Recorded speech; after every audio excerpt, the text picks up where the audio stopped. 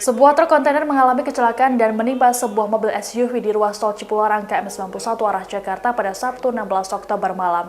Akibat insiden ini, seorang petinggi PT Indomarko Pristama atau Indomaret menjadi korban tewas. Sementara itu, pengemudi truk dilaporkan melarikan diri tak lama setelah kejadian. Insiden kecelakaan ini terjadi di tol Cipularang, Kecamatan Sukatani, Kabupaten Purwakarta, Jawa Barat, KM 91, jalur B dari Bandung arah Jakarta, sekira pukul 17.25 waktu Indonesia Barat. Dikutip dari tribunjabar.id, Kanit Laka Lantas Polres Purwakarta, Ibda Jamal mengungkapkan, peristiwa ini bermula ketika pengemudi truk kontainer diduga hilang kendali di jalanan yang agak menurun.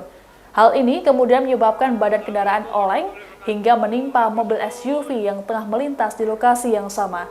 Satu orang yang merupakan pengemudi minibus meninggal di tempat, sedangkan 7 orang lainnya dilarikan ke Rumah Sakit Abdul Rojak, Purwakarta karena mengalami luka.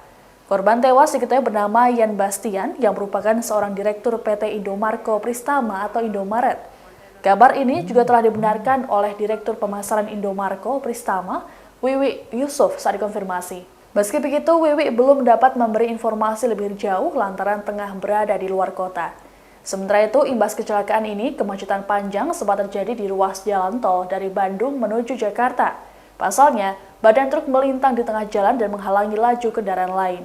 Sopir truk kontainer ini dilaporkan melarikan diri pasca peristiwa.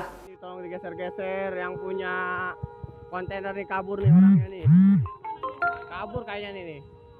Tolong lur yang kontainer yang plat mobilnya ini lur. Tolong dibantu lur.